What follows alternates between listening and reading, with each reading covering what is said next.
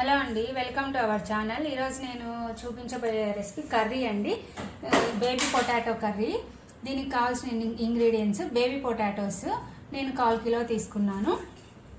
తర్వాత స్పైసెస్ అండి, చెక్క, లవంగాలు, యాలకులు, సోంపు కొంచెం తీసుకున్నాను. టమాటాలు ఒక 4 to 5 తీసుకున్నాను. ఆనియన్స్ మీరు వేసుకోండి, నేనైతే ఈరోజు యూస్ చేయట్లేదు.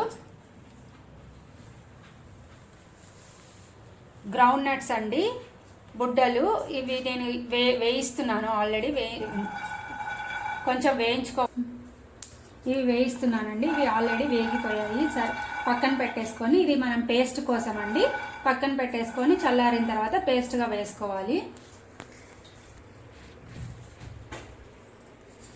తర్వాత అదే ప్యాన్లో నేను ఆయిల్ వేసుకుంటున్నానండి, ఒక 4 to 5 స్పూన్స్.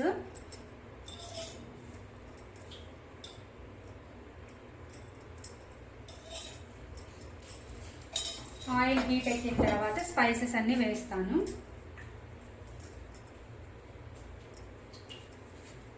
ఆయిల్ వేడెక్కిందండి, స్పైసెస్ వేస్తున్నాను నేను.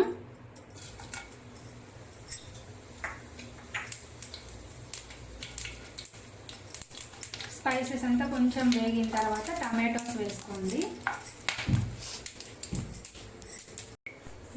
ఇప్పుడు స్పైసెస్ వేగిపోయాయి, టమాటోస్ వేసుకోండి.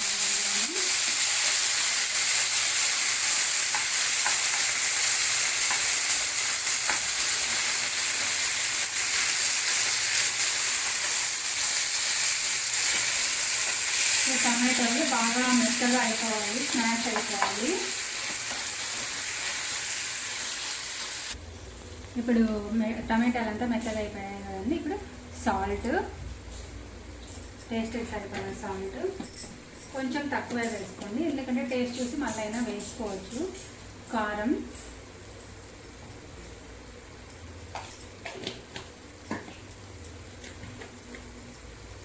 పసుపు,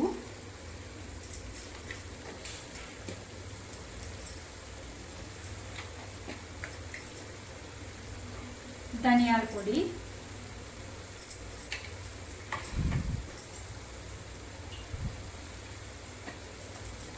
కొంచెం జీలకర్ర పొడి.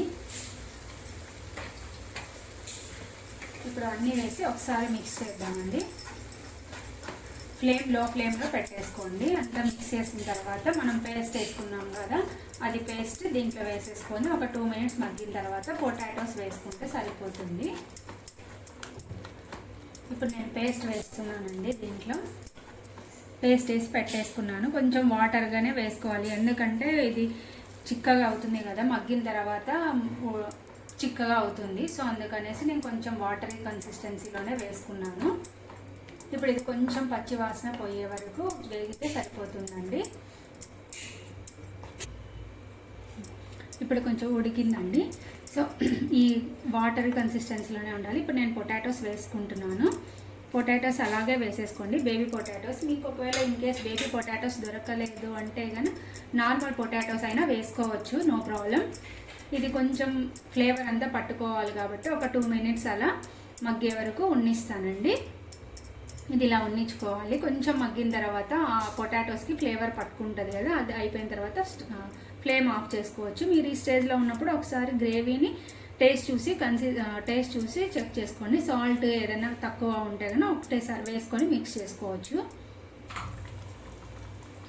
ఉడుకుతుంది కదండి, ఇలా ఒక 2 minutes ఉడికిన తర్వాత మనము ఫ్లేమ్ ఆఫ్ చేసేసుకోవచ్చు.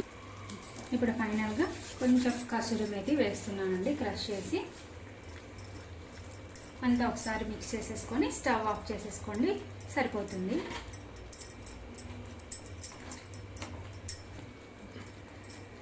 ఒకసారి మీరు కూడా ట్రై చేసి టేస్ట్ ఎలా వచ్చిందో చెప్పండి. Please like, share and subscribe.